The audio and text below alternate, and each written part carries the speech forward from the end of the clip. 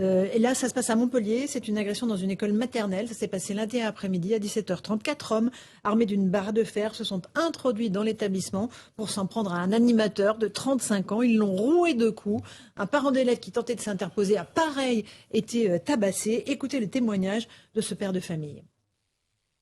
C'est pas pour jouer les héros, mais moi personnellement, je voyais qui était en train de se faire démolir littéralement, donc je l'ai pris, j'ai servi de mon corps pour faire bouclier, pour protéger ce pauvre gars qui se faisait mais littéralement lyncher.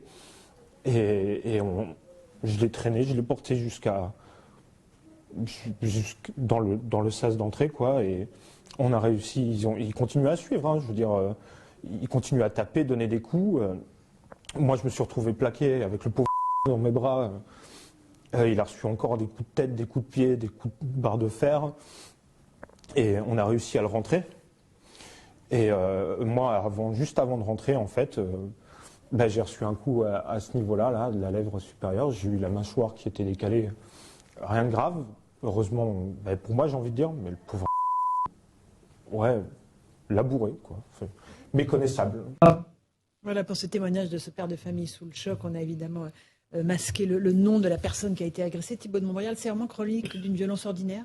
Ah oui, ça c'est désormais aujourd'hui partout. Il y a quelques jours, ça m'avait frappé parce qu'on en a finalement pas tellement parlé. Il y a un prof qui s'est fait également agresser dans l'enceinte d'un établissement scolaire.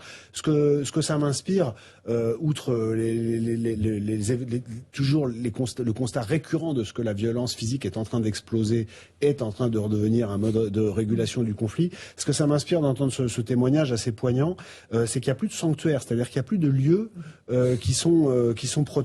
On pourrait quand même penser que l'école, une école maternelle a fortiori, c'est un endroit où les gens ne vont pas venir régler leurs comptes. Non. Aujourd'hui, il y a des gens qui viennent devant les commissariats pour essayer de faire sortir leurs copains qui sont en garde à vue. Il y a les gendarmeries, c'est arrivé il n'y a pas très longtemps, qui sont attaqués. Il y a les écoles qui sont profanées. Donc, il y a non seulement la violence physique explose, mais il n'y a plus d'endroits qui soient sanctuarisés.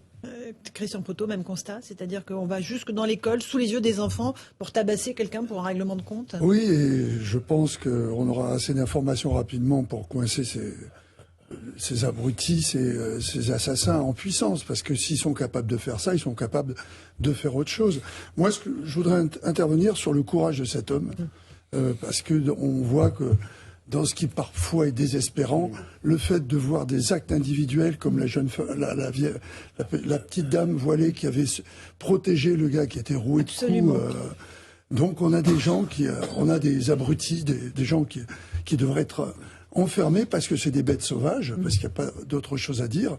Et puis à côté de ça, on a des gens qui sont pas formés, qui sont pas entraînés et tout, qui simplement parce que ils laissent parler leur cœur, veulent défendre quelqu'un et commettent font des actes de courage qui sont extraordinaires, je trouve.